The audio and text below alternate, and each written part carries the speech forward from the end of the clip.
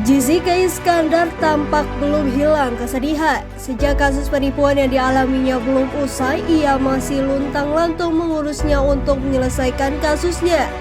Jedar yang sebelumnya tinggal di Bali, akhirnya memutuskan untuk menetap kembali di Jakarta. Ia memantapkan hati dan memulai kehidupan baru di Jakarta seperti semula. Harapan besar dan cita-cita baru diemban bersama suami dan 2 anaknya. Terlebih suaminya Vincent Verhaak baru-baru ini juga sudah mulai ada kesibukan di Jakarta.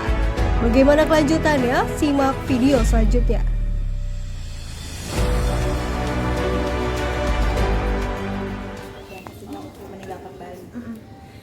Alasannya itu yang pertama adalah karena suamiku kan bisnis usahanya expand, jadi harus adanya di Jakarta. Terus kalau misalnya dia pulang pergi ke Bali atau aku pulang pergi ke Jakarta, awalnya gitu kan, kemarin tuh kita sempet kayak gitu, tapi lama-kelamaan kita berdua mikir, wah ini capek ya, nggak bisa kayak gini terus gitu. Ya udah, akhirnya kita berdua ngobrol gimana ya biar lebih gampang. Ya udah, mau nggak mau kita relain rumah kita di Bali, terus kita tinggal di Jakarta deh gitu. Tapi ini nanti lagi mau direnovasi juga sih sedikit gitu. Berarti yang rumah di Bali dijual? Enggak, rumah yang di Bali itu sekarang masih kosong, lagi dikosongin. Terus kemungkinan suamiku sih mikirnya dia bakal nyewain kayak long term gitu. Tapi ya aku sih terserah dia aja gimana. Ya banyak berita yang menyebutkan katanya, mohon maaf Kak Jedar bangkrut jual rumah di Bali, itu seperti apa tanggapannya? Masa sih? Sad. Kalau itu sih enggak, itu berita nggak benar gitu. Justru sekarang kita lagi berdua nih, aku dan suamiku tuh kita berdua lagi semangat-semangatnya balik ke Jakarta, excited soalnya kita pengen bisa biar suamiku lebih fokus juga sama bisnisnya dia, terus supaya apa ya, kayak awal-awal juga kita mikirnya karena papaku tuh udah tua gitu kan. Vincent bilang katanya papa kamu tuh udah tua, gimana kalau kita juga tinggal di Jakarta aja semuanya biar bisa lebih deket sama orang tua kamu gitu, karena orang tua kamu lebih tua daripada orang tua aku, kata dia gitu. Kan dari awal kan Kak Jedar sendiri kan pengen banget, awalnya kan ini buat mau dijual Ini terus sampai akhirnya pindah lagi ke sini. Seperti apa sih Kak mungkin jadi pindah lagi ke sini? Enggak, kalau dulu itu awalnya kenapa pengen dijual, soalnya waktu itu aku kan yang pas kena tipu itu tuh aku nggak bisa bayar cicilan ini gitu, jadi cicilannya nunggak waktu itu 3 bulan. Tapi ya udah, kita usahain dari sana dari sini, terus tetap kerja juga ya bisa kebayar, terus sampai sekarang juga masih jalan cicilannya gitu. Dulu awalnya tuh kan mau dijual karena kaget tiba-tiba cicilannya nunggak gitu, karena uangnya ternyata nggak ada yang masuk ke situ gitu, yang kena musibah penipuan itu gitu. Kalau sekarang pindah lagi ke Jakarta sih aku seneng-seneng aja gitu. Kita juga udah nyari sekolah baru buat Abara, terus aku juga udah mulai desain rumah ini, soalnya ini mau direnov kan gitu, jadi mau nambah dapur, mau ditambah kamar, terus mau dibikin ruang tamu di situ, tangga, parkiran gitu-gitu. Tapi rumah di Bali itu statusnya rumah Kak Jedar sama Vincent sendiri atau sewa nih Kak? Soalnya kan netizen pada mempertanyakan nih apa benar Punya itu? Vincent itu rumahnya. Berarti aku sama Vincent. Iya. Berarti nggak sewa nih kayak rumah yang di Bali? Hah? Enggak sewa. Iya. Justru kita suamiku rencananya mau nyewain ke orang long term gitu. Jadi kan itu habis-habisan ya ketika merenovasi di Bali itu gitu. Bukan renovasi, itu bangun dari Iya, awal. bangun dari awal, bangun dari awal. Apa nggak sayang gitu untuk Sayang banget. Itu aja selama proses packing tuh aku tuh kayak sedih gitu, nyopotin lampu, terus kayak packing baju gitu, mana lemarinya baru jadi, dapurnya baru, pokoknya semuanya baru deh, satu rumah itu kan baru gitu. Jadi kayak udah ngerasa rumah gitu, karena kan prosesnya dari bangun terus nyiapin rumahnya, bersih-bersih, terus pasang furniture. Terus akhirnya kita tinggalin 8 bulan. Habis itu ya udah kemarin kita bungkus semuanya, rapihin, balik ke Jakarta gitu. Aja 8 bulan tinggal di sana, kenangan apa aja sih yang udah terbentuk di sana gitu? Banyak. Jadi kayak jadi kan itu rumah pertama, rumah tangga aku sama Vincent kan. Jadi kayak pertama kali kita berdua bener-bener kayak desain rumahnya, terus pilih-pilih furniture, pilih cat, pilih model jendela, gitu-gitu, model gagang pintu, semuanya lah perintilannya itu kita berdua yang pilih. Terus pas jadi pun kita seneng banget, kita rayain, kalau di Bali tuh namanya melaspas gitu, jadi kayak ngerayain rumah baru gitu, adat Bali, itu seneng banget. Terus kita tinggal di situ, keluargaku datang, terus El Barak juga seneng banget rumahnya gitu, karena kita punya kolam berenang di lantai 3, terus ngadepnya tuh ke sawah gitu. Pokoknya tuh rumahnya enak banget deh, bagus banget. Cuma ya itu ya namanya aku kan dulu pindah ke Bali, aku pikir aku udah bisa retired, apa tuh namanya retired ya bahasa Indonesianya, pensiun. Aku tuh mikirnya tuh aku udah bisa pensiun gitu, maksudnya ya udah aku tinggal muterin duit aku aja, tabungan aku puterin gitu kan. Ternyata kan kemarin diputerin tapi aku kena tipu, ya udah uang aku ludes aja gitu kan. Jadi ya mau nggak mau aku juga harus dukung suami, dimana suami di sini mau kerja lebih keras lagi, ya udah aku harus support gitu, berada di sisinya. Meskipun aku tahu rumah di Bali itu rumah impian kita sekeluarga gitu, kita kayak seneng banget di situ, view-nya bagus banget, semua seneng gitu. Jadi ya itulah pengorbanannya gitu. El ada komen gak sih Kak? Mungkin El ada komen gak sih akhirnya pindah lagi kayak Sini El mau komen nggak pindah ke Bali? Sempat mempertanyakan gak sih Jedar anak-anak, apalagi El yang sudah besar, yang harus gonta-ganti sekolah nih, Iya. pindah sana pindah sini. Untungnya El Barak itu anaknya suportif banget, dia tuh bisa ngertiin orang tuanya, situasi orang tuanya gitu. El Barak, kamu excited gak pindah ke Bali? Iya, aku excited pindah ke Bali. Cuma nggak tahu deh nanti kalau aku udah di Jakarta mungkin aku excited juga pindah ke Bali lagi. Gitu katanya. Tapi dia seneng sih, untungnya dia juga excited sama sekolah barunya di sini gitu. Terus iya pokoknya kayaknya El Barak tuh kan tipe anak yang family man banget gitu. Jadi dia sebenarnya dimanapun dia bersama keluarganya, dia pasti akan ngerasa happy dan nyaman gitu. Jadi kalau bicara jujur, enakan tinggal di Bali atau di Jakarta sih? Kalau secara hidup kayak rumahnya baru, terus di situ juga deket pantai, kemana-mana dekat meskipun macet. Terus kayak di depan rumah kita keluarga udah restoran gitu, enak banget. Cuma susahnya adalah cari duitnya tuh. Kalau di Bali suamiku kan juga kerjaannya nggak berada di Bali, terus lebih ke Jakarta gitu, jadi kalau bolak-baliknya tuh repot. Aku juga mikirnya kalau misalnya aku bisa ke Jakarta lagi, siapa tahu aku bisa syuting lagi gitu kan. Aku juga kangen syuting gitu. Bu, berarti alasan utama ke Jakarta lagi emang butuh biaya besar lagi untuk mencari nafkah di Jakarta ini ya Pak?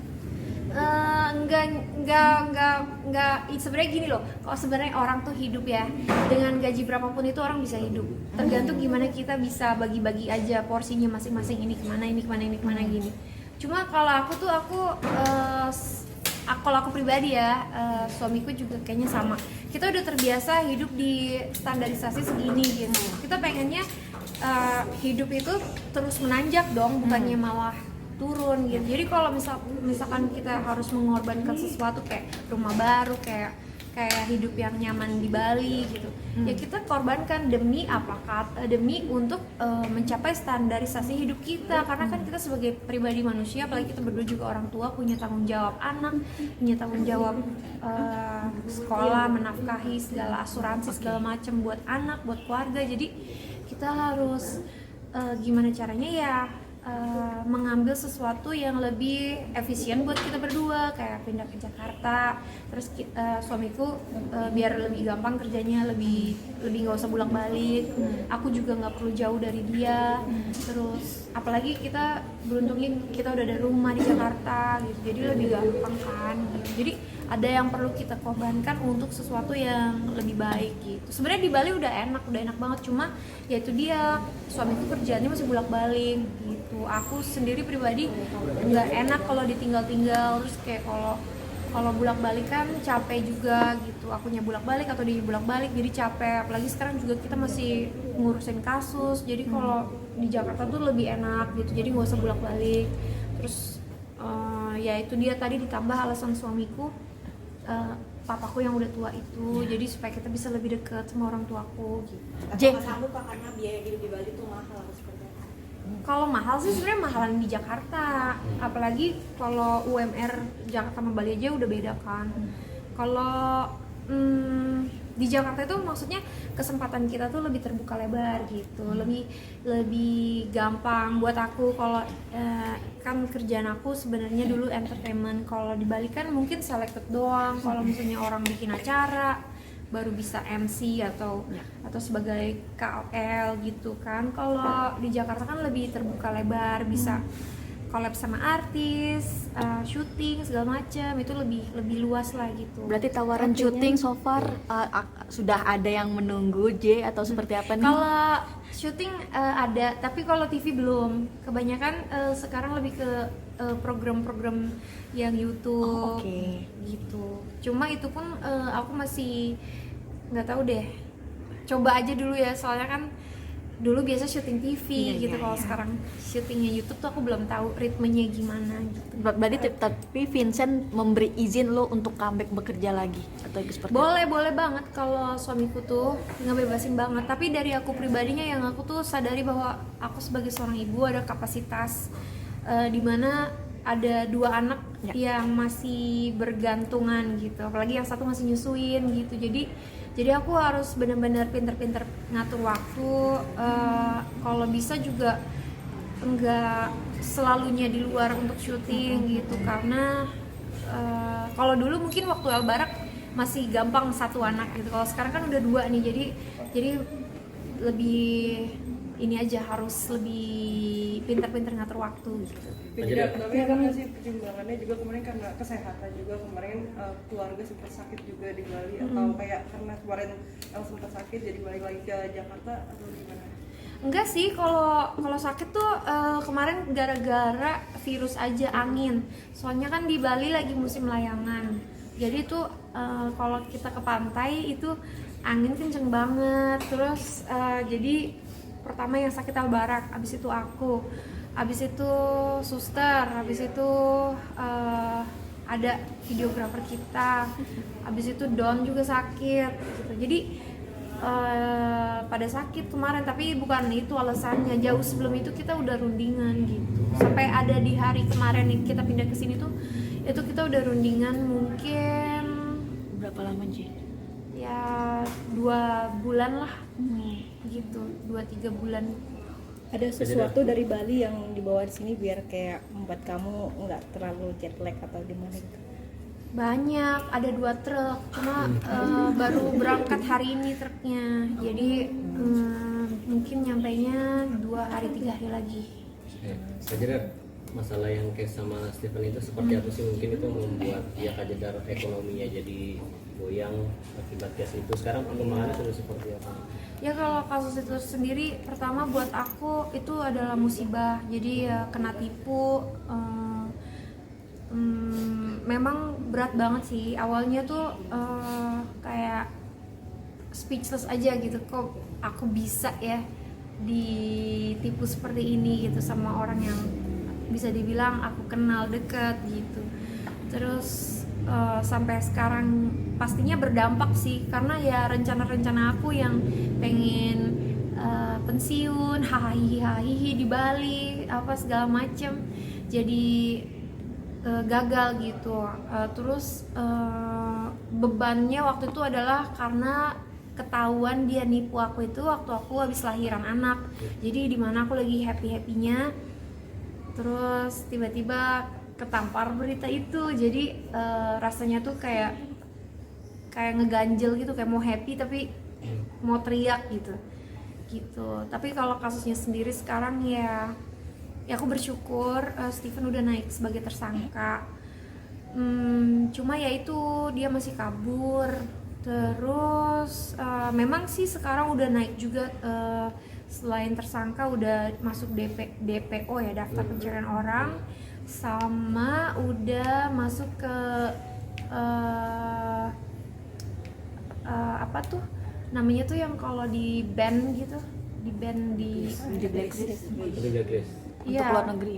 iya pokoknya dia udah dicekal dia udah dicekal gitu. Cuma ya itu dia, aku berharap kepolisian kita bisa menindaklanjuti, bisa menangkap, bisa memberikan efek jera gitu, karena ternyata yang ketipu kayak aku itu bukan cuma 1-2 orang tapi banyak banget. Karena aku tuh berani aja gitu ngebocorin kasus musibah ini yang aku alamin. Jadi tuh orang tuh banyak yang hubungin aku kayak, iya gue juga, tapi nggak semuanya sama Stephen, tapi ada sama orang-orang lain gitu.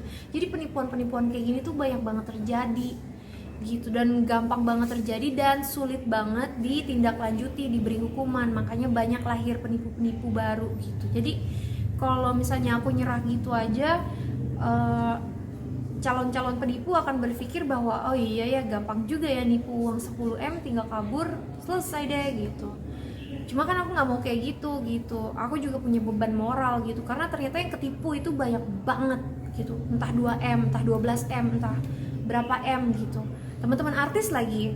Jadi kayak aku berharap aja semoga kasus ini bisa cepat selesai, tersangka Stephen bisa segera ditangkap, bisa mempertanggungjawabkan kejahatannya, penipuannya, dan bisa menjadi efek jera buat orang-orang supaya berpikir bahwa oke, lu harus mikir 2 kali ya kalau mau nipu orang. Jangan sampai orang mikir wah nipu aja nih, jadi gampang nih nipu gitu kan, itu jadi bahaya. Jadi orang jadi susah percaya sama orang lain jadinya. Jadi mau tanya dong, sempat kamu ketika kasus ini sempat mention ke pihak berwajib dan Pak Presiden juga gitu, mention, dan itu sepertinya tidak ada tanggapan gitu. Mereka juga dari pihak kepolisian di Bali juga nggak ditanggepin. Dan yang kedua, apakah kamu pindah ke sini ada salah satunya menghindari buang sial lah seperti itu, dari karena usaha di sana mungkin menurut kamu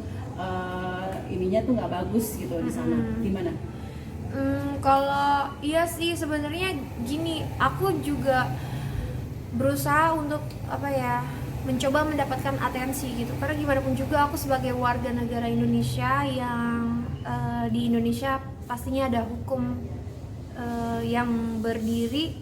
Kemana lagi aku mengadu kalau nggak ke kepolisian gitu. Terus kalau aku udah mengadu ke polisian tapi nggak ada jalan keluarnya, terus aku harus mengadu kemana? Ke atasannya dong.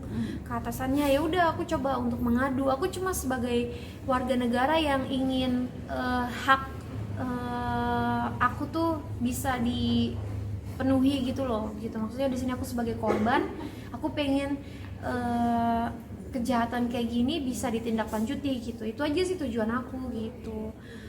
Tapi mudah-mudahan dengan bantuan dari media, dari sosial media, dari teman-teman netizen juga, semoga kasus ini bisa digiring terus supaya jangan sampai berhenti di sini aja gitu. Semoga bisa sampai ketemu titik jalannya, semoga Stephen bisa segera ditangkap gitu. Sampai akhirnya pindah ke sini, apakah karena itu tadi menghindari di Bali, merasa sudah nggak nyaman dalam arti tidak ada dengan kasus ya, dengan kita bicara kasus, apakah ini kasus ini jadi akhirnya membuat kamu nggak nyaman gitu tinggal di sana? Untuk Enggak sama sekali. Kalau di darah dulu. Bentar ya.